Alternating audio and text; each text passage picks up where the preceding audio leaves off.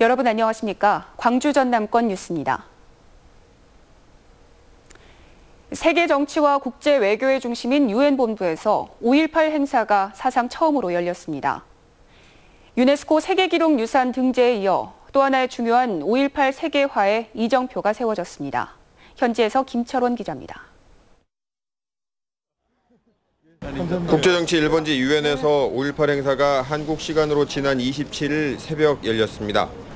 5.18 열흘의 항쟁 기록인 죽음을 넘어 시대의 어둠을 넘어의 영문판, 광주 다이어리 재출간을 기념하는 학술 행사로 유엔에서 열리는 첫 번째 5.18 행사입니다.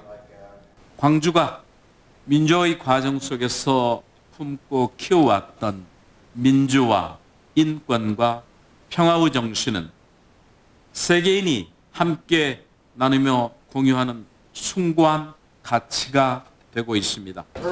도널드 그레그 전 주한 미 대사와 브루스 커밍스 시카고대 석좌 교수, 5.18 당시 광주를 취재했던 테리 앤더슨 AP통신 특파원 등이 참석해 한국 민주주의와 세계사에 미친 5.18의 의미를 놓고 열띤 토론을 벌였습니다. Mr. President, a corrupt president, removed her from office, elected a new one, without a single gun or uniform, showing up to try to control events. That's a stable democracy. That's what Korea has achieved since Gwangju.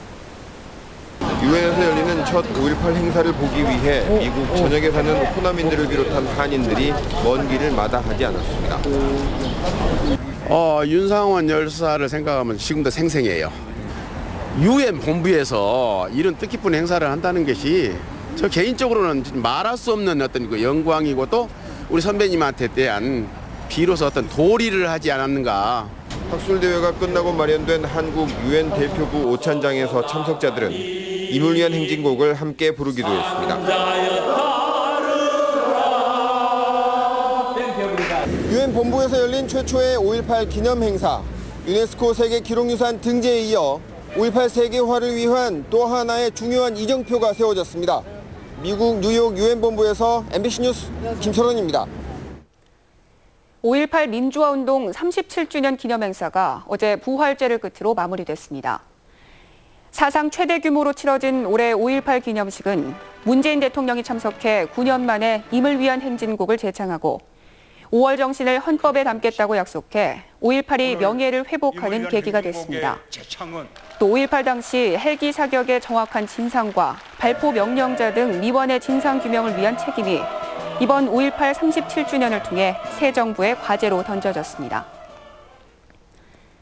세월호 현장소습본부는 지난달 9일부터 세월호 침몰 해역에서 실시한 수중 수색을 오늘로 마무리한다고 밝혔습니다.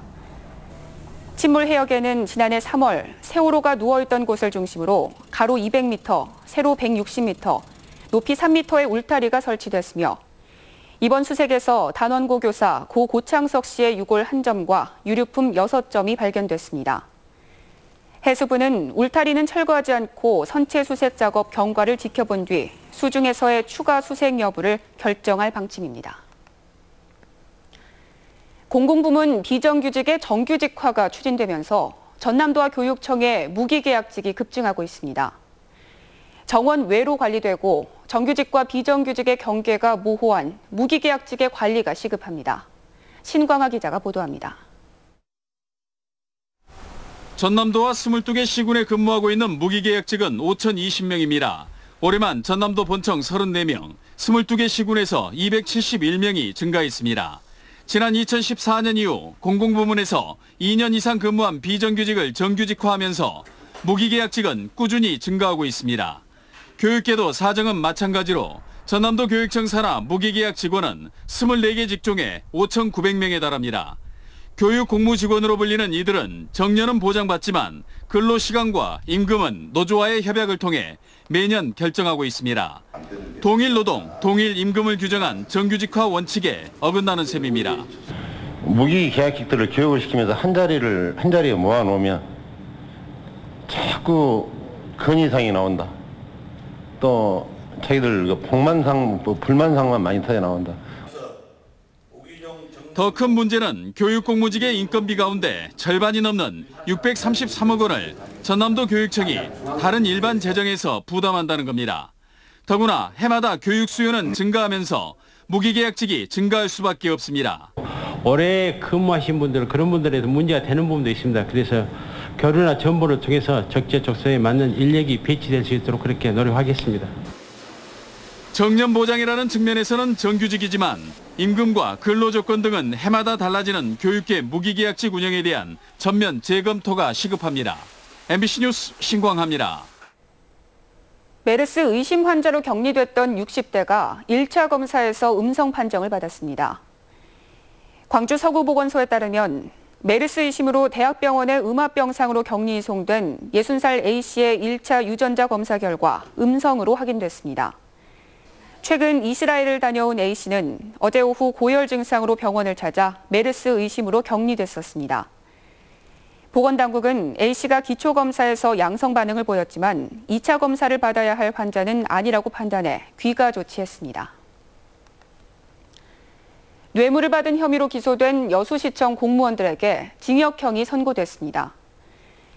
광주지법은 관급공사 정보 등을 브로커에게 알려주고 금품을 챙긴 혐의로 기소된 여수시 공무원 58살 김모 씨와 59살 문모 씨에게 각각 징역 8개월과 집행유예 2년, 벌금 1,000만 원을, 브로커 72살 이모 씨에게는 징역 1년에 집행유예 2년, 벌금 2천만 원을 각각 선고했습니다.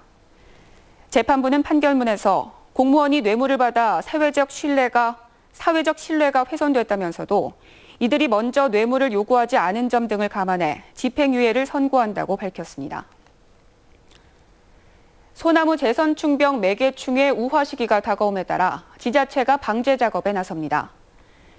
전라남도는 여수 등 재선충병 발생이 우려되는 도내 6개 시군 2,100헥타르에 대해 다음 달부터 2주 간격으로 지상방제를 실시한다고 밝혔습니다.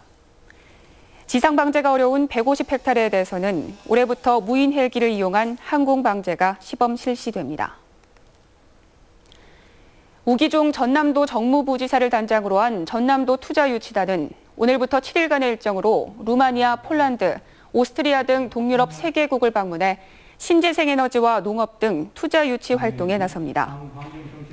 방문단은 이번 투자유치 기간 동안 오스트리아 티롤주를 방문해 소록도 한센인들을 위해 40년간 헌신한 마리안느와 마가렛 수녀를 만나고 티롤 주정부와 두 수녀를 기리기 위한 선양 사업 추진 방안도 논의할 예정입니다. 일제 강제징용수기 사지를 넘어 귀향까지의 주인공인 이상허 봉이 향년 90세를 일기로 지난 26일 영암 자택에서 별세했습니다.